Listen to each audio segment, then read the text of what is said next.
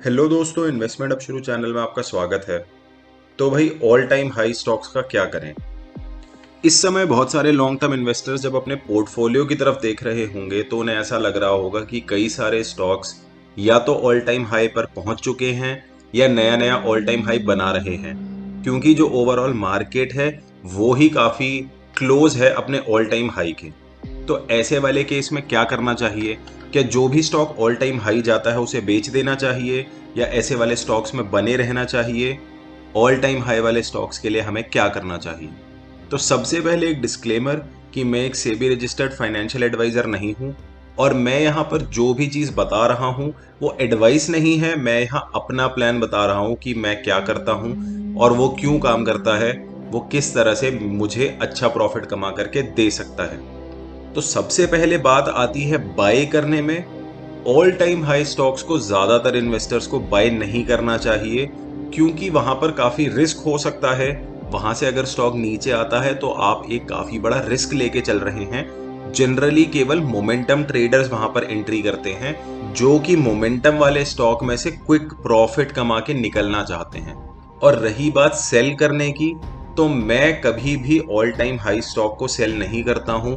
मैं उनको हमेशा अपने पास बचा करके रखता हूं, क्योंकि ऑल टाइम हाई स्टॉक्स ऐसे स्टॉक होते हैं जो कि आपके फ्यूचर के मल्टी बैगर बन सकते हैं।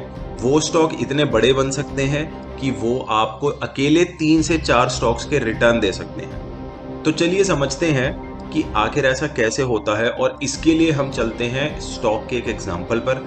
सबसे पहले ले लेते हैं IRCTC का एग्जाम्पल, जो कि कई लोगों के पोर्टफोलियो में भी होगा और ये कई लोगों का एक समय का फेवरेट स्टॉक रह चुका होगा। तो भाई, अगर आप ये IRCTC का चार्ट देख रहे हैं, यहाँ पर आप देखेंगे कि स्टॉक ने कितने बार नया ऑल टाइम हाई बनाया है। लोग बोलते रह गए कि भाई पी रेशियो बहुत हाई हो गया है, स्टॉक अब यहां से ज्यादा ऊपर नहीं जाएगा, स्टॉक बहुत ज्यादा चल चुका है। लेकिन स्टॉक नया नया हाई बनाते गया और स्टॉक अपने नीचे की वैल्यू से कम 5 से 6 गुना हो गया था। सेम चीज हुई दीपक नाइट्राइट में, जिसका आप चार्ट यहाँ पर देख सकते हैं। वो वाला स्टॉक भी जब एक बार चलना शुरू हुआ उसने रुकने का नाम ही नहीं लिया। और इसी तरह से आप देख सकते हैं डी मार्ट का स्टॉक और डिक्सन टेक्नोलॉजीज का स्टॉक। अभी जैसे कि ये सारे के सारे स्टॉक करेक्ट हो रहे हैं, लेकिन फिर भी जिन्होंने इन्हें कंसोलिडेशन के समय पर खरीदा था, अगर वो इन स्टॉक्स में आज भी बैठे हैं, तब भी आज वो मल्टी बैगर रिटर्न्स लेकर के बैठे हैं। तो अब आप सोच रहे होंगे कि भाई, ऐसे वाले एग्जाम्पल तो दिखा दिए जो काफी बढ़ते जा रहे हैं, लेकिन SBI का क्या या भारती एयरटेल का क्या, जो ऑल टाइम हाई बनाने के बाद बहुत ज्यादा समय तक बैठे रहे, या वो वाले स्टॉक वहां से नीचे गिर गए? ऐसे में तो नुकसान हो गया, ऑल टाइम हाई पर बेच देना चाहिए था। तो आपको एक चीज समझनी पड़ेगी कि आपको सारे के सारे स्टॉक्स को मल्टी बैगर नहीं बनाना है। इनफैक्ट आपके सारे स्टॉक्स मल्टी बैगर बन ही नहीं सकते हैं। अगर आपके पास 40 से 50 स्टॉक्स का पोर्टफोलियो है, उनमें से 4 से 5 स्टॉक भी ऑल टाइम हाई के पास में है, उनमें से कोई एक या दो मल्टीबैगर बन सकता है। लेकिन वो एक या दो मल्टीबैगर तब बनेगा जब आप उन सारे के सारे स्टॉक्स को ऑल टाइम हाई पर नहीं बेचेंगे, क्योंकि हमें नहीं पता होता है कि कौन सा वाला स्टॉक मल्टीबैगर बन सकता है। वो स्टॉक मल्टीबैगर तब बनेगा जब आप उसको मल्टीबैगर बनने का चांस दोगे। और ऐसे स्टॉक्स की खास बात ये होती है कि वो अपने नए नए ऑल टाइम हाई बनाते रहते हैं, क्योंकि अगर ऑल टाइम हाई नहीं बनेगा तो वो स्टॉक कई गुना कैसे होगा, तो वो स्टॉक मल्टीबैगर कैसे होगा। इसीलिए इस तरह के स्टॉक कई सारे नया नया ऑल टाइम हाई लगाते रहते हैं। तो रिटेल इन्वेस्टर्स जनरली गलती क्या करते हैं? वो ऐसा करते हैं कि जब स्टॉक कंसोलिडेशन में होता है उस समय वो खरीद तो लेते हैं, लेकिन जैसे ही स्टॉक थोड़ा सा ऊपर गया और उसने अपना एक ऑल टाइम हाई बनाया, वहां पर सब लोग निकल जाते हैं, क्योंकि अब उन्हें लगता है कि भाई बहुत ज्यादा चल चुका है स्टॉक, अब यहां से ज्यादा ऊपर तो नहीं जाएगा। लेकिन आपको ये समझना पड़ेगा कि भाई, कंसोलिडेशन एक ट्रैफिक जाम की तरह है। जहां पर आप बैठे रहते हो वहां पर गाड़ी ज्यादा तेज नहीं चलेगी, और जब एक बार सारे के सारे रेजिस्टेंस क्लियर हो जाते हैं, जब एक बार स्टॉक ऑल टाइम हाई की तरफ चले जाता है, तो वो बेसिकली वहां से आगे हाईवे है, जहां पर की गाड़ी कितनी भी ज्यादा तेजी से चल सकती है। रिटेल ट्रेडर्स ये गलती करते हैं कि भाई, कंसोलिडेशन वाले ट्रैफिक जाम में तो वो बैठे रहेंगे, लेकिन जैसे ही हाईवे आएगा वो गाड़ी से उतर जाएंगे।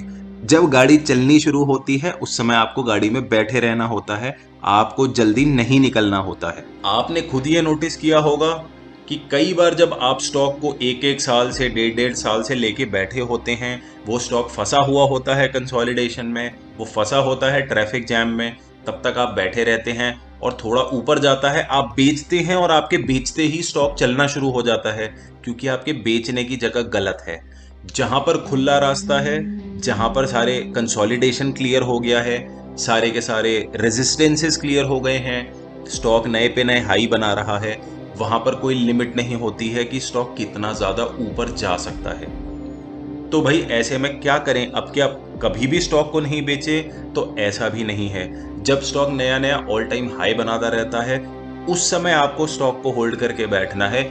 एक बार जब रैली खत्म होने के बाद करेक्शन शुरू हो जाती है, स्टॉक वापस कंसोलिडेशन में चला जाता है, आप चाहें तो उस समय उस स्टॉक को बेच सकते हैं।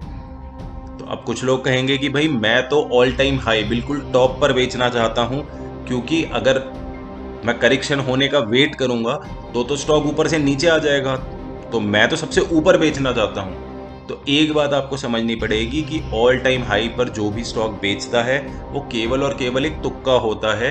ये तो भाई मुंगेरी लाल के सपने की तरह हो गया है कि ऑल टाइम हाई पर स्टॉक बेचना है, जो कि कभी भी किसी का पूरा नहीं होता है।